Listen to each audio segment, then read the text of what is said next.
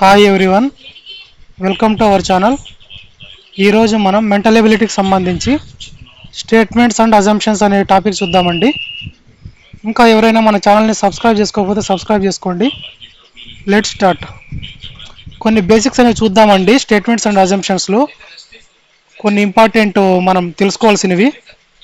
అసలు స్టేట్మెంట్ అంటే ఏంటి అంటే, ఒక వ్యక్తి బహిరంగంగా చెప్పే మాట లేదా ఒక ఇచ్చే ప్రకటన లేదా రాసిచ్చే ఒక నోటీసు లేదా ఒక ప్రభుత్వం కానీ ఒక సంస్థ కానీ తీసుకునే ఒక నిర్ణయాన్ని ప్రకటన అంటారండి.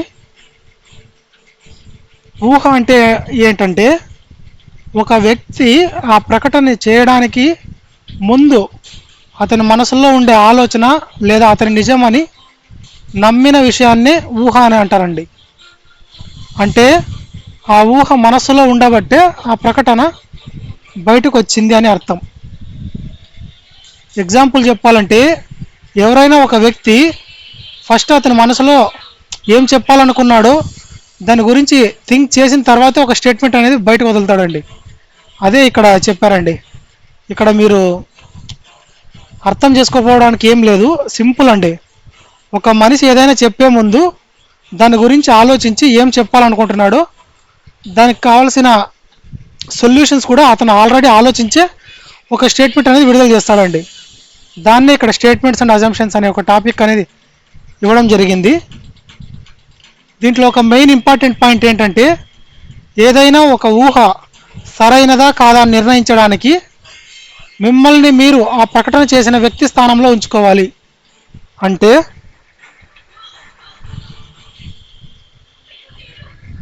ఇక్కడ ఓన్ డెసిషన్స్ అనేవి తీసుకోకూడదండి. అక్కడ ఆ వ్యక్తి ఏమైతే ప్రకటన చేశాడో దాని పాయింట్ ఆఫ్ వ్యూలో మాత్రమే చూడాలండి. మన ఓన్ డెసిషన్స్ అనేవి తీసుకోకూడదు. అదే అండి ఇక్కడ అర్థం. ఒకవేళ నేను కనుక ఈ ప్రకటన చేసుంటే నా మనసులో ఏ నమ్మకం ఉండేది అనే పాయింట్ ఆఫ్ వ్యూలోనే ఆలోచించాలండి. మన సొంత సలహాలనే తీసుకోకూడదు. నెక్స్ట్, దీంట్లో ఏ ప్యాటర్న్స్ అనేవి ముఖ్యంగా అడిగే ఛాన్సెస్ ఉన్నాయి అంటే, నోటీసులు లేదా హెచ్చరికలకు సంబంధించి, అంటే ఒక సంస్థ లేదా ఒక ప్రభుత్వం ఇచ్చే ప్రకటనలు.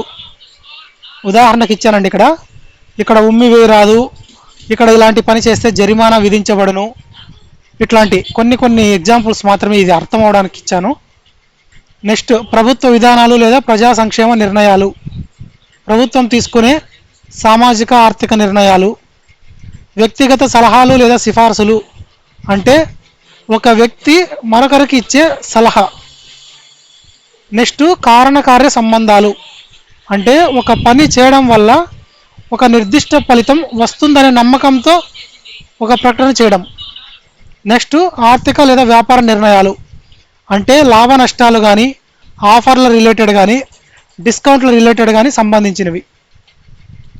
ఇవన్నీ జస్ట్ మీకు గుర్తించుకోవడానికి కొన్ని ఇంపార్టెంట్ పాయింట్స్ మాత్రమే అండి. కొన్ని క్వశ్చన్ చూస్తే మీకు క్లారిటీ వస్తుంది. అసలు ఈ క్వశ్చన్స్ ఏంటి, ఎట్లా అడుగుతాడు, వాటిని ఎలా థింక్ చేయాలి, వాటిని ఎలా ఆన్సర్ చేయాలి, ఎలా ఎలిమినేట్ చేయాలి అనేదంతా ఈజీగా అర్థమవుతుందండి.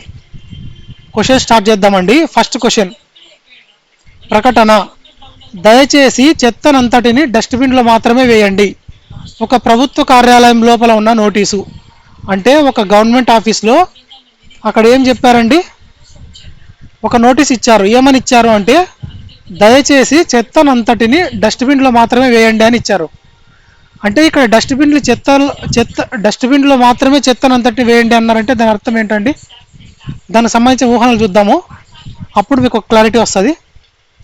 నోటీసు చదివే ప్రజలు సాధారణంగా ఇటువంటి అభ్యర్థనలను పాటిస్తారు. నెక్స్ట్, కార్యాలయ ప్రాంగణంలో డస్ట్బిన్లు అందుబాటులో ఉన్నాయి.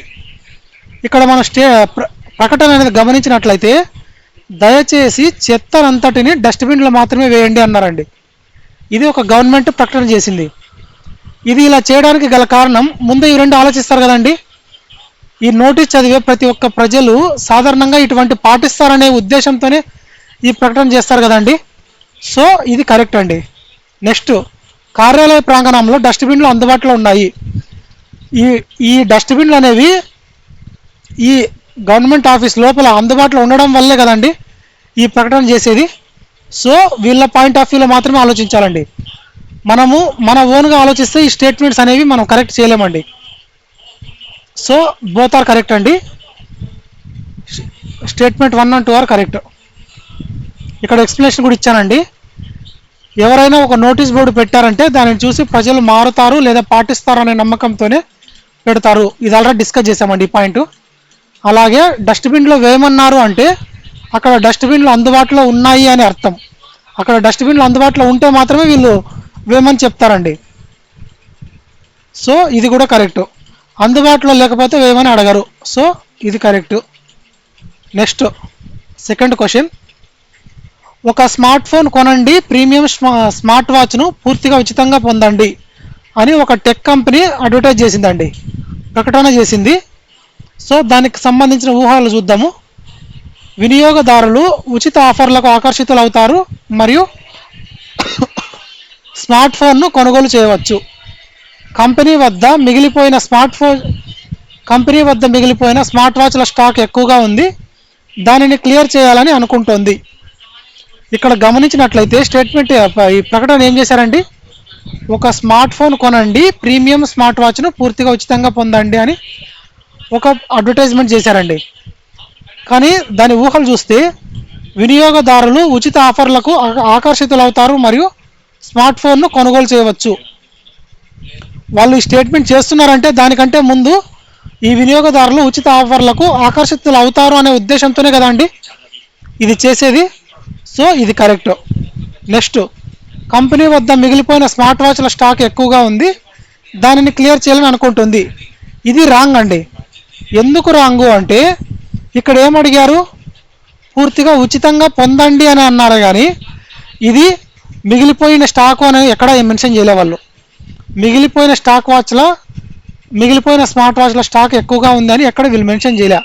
అది మిగిలింది అవ్వచ్చు, మిగలకుండా కొత్తగా వచ్చిన లేటెస్ట్ స్టాక్ అయినా అవ్వచ్చు. So we cannot decide. కాబట్టి స్టేట్మెంట్ 2 అనేది రాంగ్ అండి. సో ఓన్లీ 1 ఈజ్ ఇంప్లిసిట్, ఒకటి మాత్రమే సరైనది. ఎక్స్ప్లెనేషన్ చూసేటప్పటికి కంపెనీలు ఉచిత ఆఫర్ల ప్రకటనలు ఇచ్చేదే కస్టమర్లను ఆకర్షించడానికి. సో కాబట్టి వినియోగదారులు ఆకర్షితులు అవుతారనే ఊహ ఖచ్చితంగా కరెక్టే. నెక్స్ట్, స్టేట్మెంట్ 2 అనేది ఎందుకు రాంగ్ అంటే ఒక ఊహాగానం, కంపెనీ తన సేల్స్ పెంచుకోవడానికి కొత్త వాచ్లను కూడా ఆఫర్ ఇవ్వచ్చు. అంటే అక్కడ స్టాక్ మిగిలిపోయింది అనేదే కాదండి, కొత్త స్టాక్ని వాళ్ళ యొక్క సేల్స్ని పెంచుకోవడానికి కూడా కొత్త వాచ్లని ఆఫర్గా ఇవ్వచ్చండి. సో ఏదైనా అవ్వచ్చు, కానీ మనం పర్టికులర్గా స్టాక్ మిగిలిపోవడం వల్లే వాళ్ళు ప్రకటన చేశారు అనేది రాంగ్ అండి. So statement 2 is wrong answer. Next question, అక్రమంగా ప్రవేశించే వారిపై చట్టపరమైన చర్యలు తీసుకోబడను. సీసీటీవీ కెమెరాలు ఉన్నాయి, జాగ్రత్త. అత్యంత రక్షణ ఉన్న ఒక రక్షణ శాఖ ప్రాంతం వెలుపల ఉన్న హెచ్చరిక బోర్డు. అంటే ఇక్కడ ఒక డిఫెన్స్ ఆఫీస్లో ఒక నోటీస్ బోర్డు అనేది పెట్టారండి. దాంట్లో ఏమన్నారు అంటే అక్రమంగా ప్రవేశించే వారిపై చట్టపరమైన చర్యలు తీసుకోబడను, సీసీటీవీ కెమెరాలు ఉన్నాయి, జాగ్రత్త అని చెప్పడం జరిగిందండి. దానికి ఊహలు చూస్తే ప్రజలు సాధారణంగా చట్టపరమైన చర్యలకు మరియు నిఘాకు భయపడతారు. ఇది అనధికారక ప్రవేశాన్ని నిరోధిస్తుంది. ఆ ప్రాంతానికి ఎటువంటి భౌతిక ఫెన్సింగ్ లేదా సెక్యూరిటీ గార్డులు లేరు. కరెక్ట్ ఆన్సర్ వచ్చేటప్పటికి ఆప్షన్ 1 ఓన్లీ కరెక్ట్ అండి. ఎందుకు కరెక్టు అంటే ఇక్కడ ఈ ప్రజలు అనేవాళ్ళు సాధారణంగా ఈ చట్టపరమైన చర్యలు మరియు నిఘాకు భయపడతారు అనే ఉద్దేశంతోనే ఈ నోటీస్ బోర్డు అనేది పెడతారండి. సో ఇది కరెక్ట్ అండి. నెక్స్ట్, ఆ ప్రాంతానికి ఎటువంటి భౌతిక ఫెన్సింగ్ లేదా సెక్యూరిటీ గార్డులు లేరు. ఇక్కడ లేరు అని చెప్పడానికి మనం ఎవరండి, ఇక్కడ స్టేట్మెంట్లు ఏమైనా మెన్షన్ చేశారా? ఎక్కడ మెన్షన్ చేయలేదు. హెచ్చరిక బోర్డు ఉంది అంటే ఇది ఉన్న మాత్రాన సెక్యూరిటీ గార్డు లేరు అని ఎలా డిసైడ్ చేస్తాము? సో వీ కెనాట్ డిసైడ్ అండి. సో సెక్యూరిటీ గార్డు ఉండొచ్చు, లేకపోవచ్చు. కాబట్టి లేరు అనేది మనం ఎగ్జాక్ట్గా చెప్పలేమండి. So statement 2 is wrong answer. Statement 1 is the correct answer. హెచ్చరిక బోర్డులు పెట్టే ఉద్దేశం ప్రజలను భయపెట్టి లేదా అప్రమత్తం చేసి తప్పు చేయకుండా ఆపడం. సో ఇది కరెక్టు. సీసీటీవీలు ఉన్నాయనే హెచ్చరిక బోర్డు ఉన్నంత మాత్రాన అక్కడ ఫెన్సింగ్ లేదా గార్డులు లేరని ఊహించడం తప్పు. ఇది ఆల్రెడీ డిస్కస్ చేసామండి. సీసీ కెమెరాలు ఉన్నంత మాత్రాన సెక్యూరిటీ గార్డు లేరు అని చెప్పడానికి ఇది కరెక్ట్ రీజన్ కాదండి, ఉండొచ్చు ఉండకపోవచ్చు. సాధారణంగా డిఫెన్స్ ఏరియాల్లో ఫెన్సింగ్ గార్డులతో పాటు అదనపు రక్షణగా కెమెరాలు బోర్డులు పెడతారు. నెక్స్ట్ క్వశ్చన్, ఇంజిన్ చెడిపోయినా లేదా పొగ వచ్చినా రైలును ఆపడానికి అత్యవసర గొలుసును లాగండి, దుర్వినియోగానికి జరిమానా 5,000. రైలు కోచ్ లోపల ఉన్న ఒక సూచన, రైలు కోచ్ లోపల ఒక సూచన అనేది ఇచ్చారంట అండి. అంటే ఒక ప్రకటన చేశారు, ఇంజిన్ చెడిపోయినా లేదా పొగ వచ్చినా రైలును ఆపడానికి అత్యవసర గొలుసును లాగండి, దుర్వినియోగానికి జరిమానా 5,000 అని చెప్పారండి. ఊహలు చూస్తే ప్రయాణికులు పొగ లేదా ఇంజిన్ చెడిపోయే పరిస్థితులను సరిగ్గా గుర్తించగలరు. భారీ జరిమానా విధించడం వల్ల ప్రజలు అనవసరంగా గొలుసు లాగకుండా ఉంటారు. ఇక్కడ స్టేట్మెంట్ 3 ఈజ్ కరెక్ట్ ఆన్సర్ అండి. అంటే స్టేట్మెంట్ 1, 2 బోత్ ఆర్ కరెక్ట్ అండి. ఎందుకు కరెక్ట్ అంటే ప్రయాణికులు పొగ లేదా ఇంజిన్ చెడిపోయే పరిస్థితులను సరిగ్గా గుర్తించగలరు. సో ఇది కరెక్టే. ఈ ఇంజిన్ చెడిపోయే పరిస్థితులను సరిగ్గా గుర్తించగలరండి ప్రయాణికులు. దేని ద్వారా అంటే అక్కడ వచ్చే పొగ ద్వారా లేదా ఇంజిన్ చెడిపోయి ఏదైనా డిఫరెంట్ సౌండ్స్ రిలేటెడ్ వల్ల. నెక్స్ట్, భారీ జరిమానా విధించడం వల్ల ప్రజలు అనవసరంగా గొలుసు లాగకుండా ఉంటారు. ఇక్కడ ఆల్రెడీ డిస్కస్ చేశారండి, అత్యవసర గొలుసులు లాగకండి అని. అలా అత్యవసర గొలుసును రైలును ఆపడానికి అత్యవసర గొలుసును లాగండి, దుర్వినియోగానికి జరిమానా 5,000 అన్నారండి. సో ఇక్కడ ఏమన్నారు, భారీ జరిమానా విధించడం వల్ల ప్రజలు అనవసరంగా గొలుసు లాగకుండా ఉంటారు. సో ఇది కూడా కరెక్టే అండి. అనవసరంగా లాగకుండా వీళ్ళు జరిమానా విధించాలని ఒక స్టేట్మెంట్ విధించారు కాబట్టి అనవసరంగా గొలుసు లాగకుండా ఉంటారు. సో ఇది కూడా కరెక్టే. బోత్ ఆర్ కరెక్ట్ అండి. రైల్వే శాఖ ఈ సూచన ఇచ్చిందంటే సాధారణంగా ప్రయాణికులు పొగ రావడాన్ని లేదా ఇంజిన్ సమస్యను గుర్తించగలరని భావిస్తారనే బాధ్యతతోని ఈ స్టేట్మెంట్ ఇస్తారండి, ఈ అడ్వర్టైజ్మెంట్ ఇస్తారండి. నెక్స్ట్, అలాగే 5,000 రూపాయల భారీ జరిమానా పెట్టడం వెనుక ఉద్దేశం భయపడి ఎవరు అనవసరంగా లాగకుండా ఉంటారనే ఉద్దేశంతో ఆ ఊహ అనేది ఇచ్చారండి. So both are correct. Next question, రాష్ట్ర ప్రభుత్వం వచ్చే నెల నుండి గృహ వినియోగదారులందరికీ 200 యూనిట్ల వరకు ఉచిత విద్యుత్ను ప్రకటిస్తున్నట్లు తెలిపింది. రాష్ట్ర ప్రభుత్వం వచ్చే నెల నుండి గృహ వినియోగదారులందరికీ 200 యూనిట్ల వరకు ఉచిత విద్యుత్ను ప్రకటిస్తున్నట్లు తెలిపింది. గృహ వినియోగదారులు ప్రభుత్వ నిర్ణయాన్ని స్వాగతిస్తారు. ఈ సబ్సిడీ భారాన్ని భరించడానికి ప్రభుత్వానికి తగిన ఆర్థిక వనరులు ఉన్నాయి. బోత్ ఆర్ కరెక్ట్ అండి. ఎందుకు అంటే వాళ్ళు 200 యూనిట్ల వరకు ఉచిత విద్యుత్ని ఇస్తున్నట్టు రాష్ట్ర ప్రభుత్వం ప్రకటించింది అంటే ఈ గృహ వినియోగదారులు ప్రభుత్వ నిర్ణయాన్ని ఆటోమేటిక్గా స్వాగతిస్తారండి. So correct. ఈ సబ్సిడీ భారాన్ని భరించడానికి ప్రభుత్వానికి తగిన ఆర్థిక వనరులు ఉన్నాయి అన్నారండి. వాళ్ళ దగ్గర ఆర్థిక వనరులు ఉండబట్టే ఈ ప్రకటన చేశారండి. ఒకవేళ అది లేకుంటే ఎందుకు చేస్తారండి? So both are correct. మనం వాళ్ళ పాయింట్ ఆఫ్ వ్యూలో మాత్రమే ఆలోచించాలండి, మన ఓన్ డెసిషన్స్ అనేవి తీసుకోకూడదు. ఇక్కడ ఉచిత విద్యుత్ వంటి ప్రజాకర్షక నిర్ణయాలను ప్రజలు స్వాగతిస్తారని ప్రభుత్వం ఖచ్చితంగా ఊహిస్తుంది. So correct. అలాగే ఒక పథకాన్ని వచ్చే నెల నుండి అమలు చేస్తున్నారంటే దానికి అయ్యే ఖర్చును భరించే ఆర్థిక శక్తి ప్రభుత్వానికి ఉందని మనం నమ్మాలి. సో కరెక్ట్ అండి. బడ్జెట్ లేకపోతే ఈ ప్రకటన అనేది చేయరండి. So both are correct. Next question, ప్రకటన, వాయు కాలుష్యాన్ని అరికట్టేందుకు మున్సిపల్ కార్పొరేషన్ పగటిపూట నగరంలోకి వాణిజ్య డీజిల్ వాహనాల ప్రవేశాన్ని నిషేధించింది. అడ్వర్టైజ్మెంట్ బాగా చదవండి. వాయు కాలుష్యాన్ని అరికట్టేందుకు మున్సిపల్ కార్పొరేషన్ పగటిపూట నగరంలో వాణిజ్య డీజిల్ వాహనాల ప్రవేశాన్ని నిషేధించింది. ఊహలు గమనించినట్లయితే నగరంలో వాయు కాలుష్యానికి వాణిజ్య డీజిల్ వాహనాలు మాత్రమే ప్రధాన కారణం. ఈ నిషేధం తర్వాత నగరంలో వాయు కాలుష్య స్థాయిలు గణనీయంగా తగ్గుతాయి. ఇక్కడ ఓన్లీ స్టేట్మెంట్ 2 ఓన్లీ కరెక్ట్ అండి. ఎందుకు కరెక్ట్ అంటే ఇక్కడ స్టేట్మెంట్ 1 అనేది ఎందుకు రాంగ్ అంటే నగరంలో వాయు కాలుష్యానికి వాణిజ్య డీజిల్ వాహనాలు మాత్రమే ప్రధాన కారణం అన్నారండి. ఇక్కడ అడ్వర్టైజ్మెంట్లో ఇక్కడ ఏమన్నారండి, వాణిజ్య డీజిల్ వాహనాల ప్రవేశాన్ని నిషేధించింది అన్నారండి. ఎందుకు? వాయు కాలుష్యాన్ని అరికట్టేందుకు అన్నారండి. అది ఎందుకు? మున్సిపల్ కార్పొరేషన్ పగటిపూట మాత్రమే నిషేధించింది అండి. కానీ ఇక్కడేమన్నారు, నగరంలో వాయు కాలుష్యానికి వాణిజ్య డీజిల్ వాహనాలు మాత్రమే ప్రధాన కారణం అండి, ప్రధాన కారణం అని చెప్పారండి. ఇది రాంగ్ అండి. ఎందుకు రాంగు అంటే నగరంలో వాయు కాలుష్యానికి వాణిజ్య డీజిల్ వాహనాలు మాత్రమే ప్రధాన కారణం అనేది రాంగ్ అండి. ఇక్కడ అడ్వర్టైజ్మెంట్లో ఎక్కడ మెన్షన్ చేయలేదండి. వాయు కాలుష్యానికి నగరంలో వాణిజ్య డీజిల్ వాహనాలు మాత్రమే ప్రైమరీ రీజన్ అని ఎక్కడ డిస్కస్ చేయలేదు. సో ఇది రాంగ్ అండి. ఈ నిషేధం తర్వాత నగరంలో వాయు కాలుష్య స్థాయిలు గణనీయంగా తగ్గుతాయి. ఒక అడ్వర్టైజ్మెంట్ చేశారు అంటే దాన్ని కట్టుబడి ఉంటారు కాబట్టి సో ఆటోమేటిక్గా ఈ కాలుష్య స్థాయి యొక్క గణనీయత తగ్గుతుందండి. So correct. ఈ ఎక్స్ప్లెనేషన్ ఇచ్చానండి, ఒకసారి చదువుకోండి ఎవరికైనా కావాలంటే. అక్కడ ఏం డిస్కస్ చేసామో అదే పాయింట్స్ ఇక్కడ ఎక్స్ప్లెనేషన్ కింద ఇచ్చాను. నెక్స్ట్ క్వశ్చన్, మధ్యవర్తులను తొలగించడానికి ప్రభుత్వ వ్యవసాయం సబ్సిడీలన్నింటినీ తక్షణమే రైతుల ఆధార అనుసంధాన బ్యాంక్ ఖాతాలకు నేరుగా బదిలీ చేయాలి అని ఒక నిపుణుడి యొక్క అభిప్రాయం. ఒక నిపుణుడు ఒక అడ్వర్టైజ్మెంట్ చేశాడండి. మధ్యవర్తులను తొలగించడానికి ప్రభుత్వము వ్యవసాయ సబ్సిడీలన్నింటినీ తక్షణమే రైతుల ఆధార అనుసంధాన బ్యాంక్ ఖాతాలకు నేరుగా బదిలీ చేయాలి అని అన్నాడండి. ఊహలు చూసేటప్పటికీ ప్రస్తుతం మధ్యవర్తులు వ్యవసాయ సబ్సిడీలలో కొంత భాగాన్ని దుర్వినియోగం చేస్తున్నారు లేదా దారి మళ్లిస్తున్నారు. చాలామంది రైతులకు ఆధార్ అనుసంధాన బ్యాంక్ ఖాతాలు ఉన్నాయి లేదా వారు వాటిని పొందగల సామర్థ్యాన్ని కలిగి ఉన్నారు. బోత్ ఆర్ కరెక్ట్ అండి. ఎందుకు కరెక్టు అంటే ప్రస్తుతం మధ్యవర్తులు వ్యవసాయ సబ్సిడీలలో కొంత భాగాన్ని దుర్వినియోగం చేస్తున్నారు లేదా దారి మళ్లిస్తున్నారు. కరెక్టే అండి.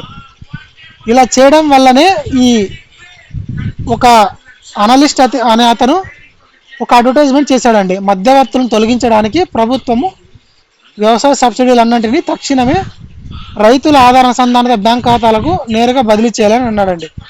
అంటే రైతుల ఆధార అనుసంధానం చేయడం వల్ల ఈ మధ్యవర్తుల నుంచి కొంత భాగం దుర్వినియోగాన్ని తగ్గించవచ్చండి మనం. సో అదే ఇక్కడ చెప్పారండి. నెక్స్ట్, చాలామంది రైతులకు ఆధార్ అనుసంధాన బ్యాంక్ ఖాతాలు ఉన్నాయి లేదా వారు వాటిని పొందగల సామర్థ్యాన్ని కలిగి ఉన్నారు. అంటే చాలామంది రైతులకు ఆధార్ అనుసంధాన బ్యాంక్ ఖాతాలు ఉండబట్టే వీళ్ళు ఈ అడ్వర్టైజ్మెంట్ చేశారండి. ఇది లేకుంటే వాళ్ళు అడ్వర్టైజ్మెంట్ చేయరండి. So both are correct. Next question, దేశవ్యాప్తంగా కొత్తగా నిర్మించే అన్ని సంస్థాగత అంటే అన్ని ఇన్స్టిట్యూట్ భవనాలకు సోలార్ ప్యానెల్స్ అమర్చడాన్ని కేంద్ర ప్రభుత్వం తప్పనిసరి చేయాలని నిర్ణయించింది. దేశవ్యాప్తంగా కొత్తగా నిర్మించే అన్ని సంస్థాగత భవనాలకు సోలార్ ప్యానెల్స్ అమర్చడాన్ని కేంద్ర ప్రభుత్వం తప్పనిసరి చేయాలని నిర్ణయించింది. ఊహలు వచ్చేటప్పటికి సంస్థాగత భవనాలు పెద్ద మొత్తంలో సాంప్రదాయ విద్యుత్ను వినియోగిస్తాయి. దీనిని సోలార్ పవర్ ద్వారా భర్తీ చేయవచ్చు. దేశంలోని అంతర్గత solar supply chain solar panels డిమాండ్లో వచ్చే ఆకస్మిక పెరుగుదలను తట్టుకోగలదు. బోత్ ఆర్ కరెక్ట్ అండి. ఎందుకు అంటే ఒకసారి అడ్వర్టైజ్మెంట్ మళ్ళీ చదవండి, కొంచెం క్లారిటీ వస్తుంది మీకు. దేశవ్యాప్తంగా కొత్తగా నిర్మించే అన్ని సంస్థాగత భవనాలకు సోలార్ ప్యానెల్స్ అమర్చడాన్ని కేంద్ర ప్రభుత్వం తప్పనిసరి చేయాలని నిర్ణయించింది. ఇది అడ్వర్టైజ్మెంటు. సో ఊహలు వచ్చేటప్పటికి సంస్థాగత భవనాలు పెద్ద మొత్తంలో సాంప్రదాయ విద్యుత్ను వినియోగిస్తాయి. దీనిని సోలార్ పవర్ ద్వారా భర్తీ చేయవచ్చు. ఇక్కడ పెద్ద మొత్తంలో ఈ విద్యుత్ని వినియోగించడం వల్లే కదండి వీళ్ళు అడ్వర్టైజ్మెంట్ చేసేది. సో కరెక్ట్ అండి. దేశంలోని అంతర్గత సోలార్ సప్లై చైన్ అంటే సోలార్ ప్యానెల్స్ డిమాండ్లో వచ్చే ఆకస్మిక పెరుగుదలను తట్టుకోగలదు. అంటే దేశంలో అంతర్గత సోలార్ ప్యానెల్స్ డిమాండ్లో వచ్చే ఆకస్మిక పెరుగుదలని అంటే సరఫరా వ్యవస్థని ఇది తట్టుకోగలదండి. So both are correct. అంటే సప్లై లేకపోతే ఈ రూల్ అనేది పెట్టరండి, అంటే ఈ అడ్వర్టైజ్మెంట్ అనేది చేయరు. ఇక్కడ సప్లై చేయగల సామర్థ్యం ఉంది కాబట్టి ఈ అడ్వర్టైజ్మెంట్ చేశారండి. నెక్స్ట్ క్వశ్చన్, నువ్వు ఏపీపీఎస్సి గ్రూప్ 2 పరీక్షలో టాప్ ర్యాంక్ సాధించాలనుకుంటే ఖచ్చితంగా తెలుగు అకాడమీ ప్రామాణిక పుస్తకాలను చదవాలి అని శ్రీనివాస్తో ఒక మెంటర్ చెప్పారు. ఇది జస్ట్ ఒక మీకు అండర్స్టాండింగ్ లెవెల్ కోసం ఈ క్వశ్చన్ ప్రిపేర్ చేయడం జరిగిందండి. శ్రీనివాసు ఏపీపీఎస్సి గ్రూప్ 2 పరీక్షలో టాప్ ర్యాంక్ సాధించాలని అనుకుంటున్నాడు. తెలుగు అకాడమీ పుస్తకాలు అందుబాటులో ఉన్నాయి. మరియు ఈ పరీక్షకు అధిక నాణ్యత కలిగిన study material. Both are correct అండి.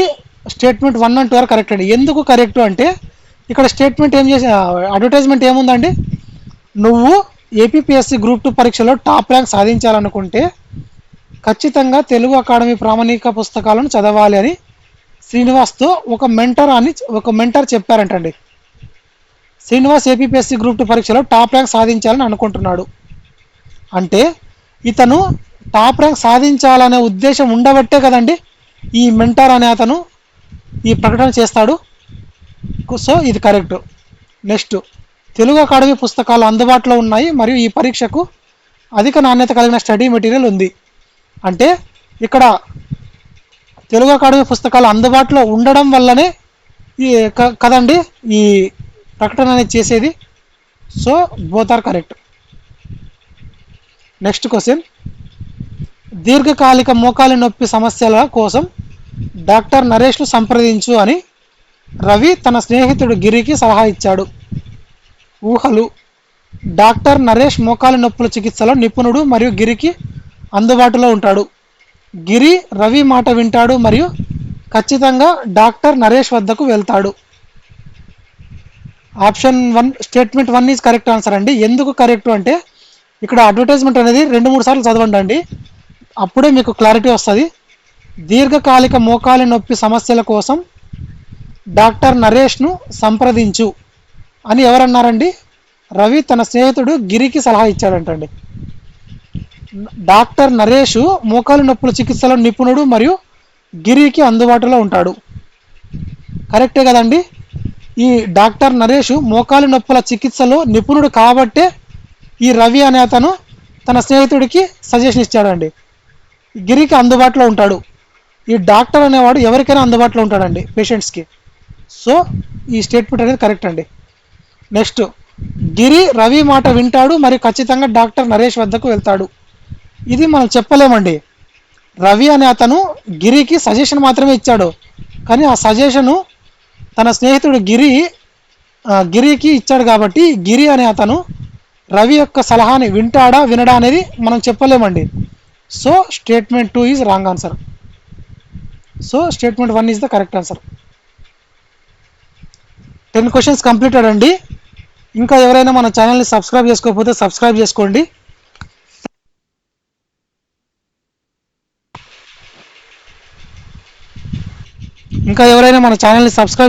సబ్స్క్రైబ్ చేసుకోండి. Thank you friends, bye.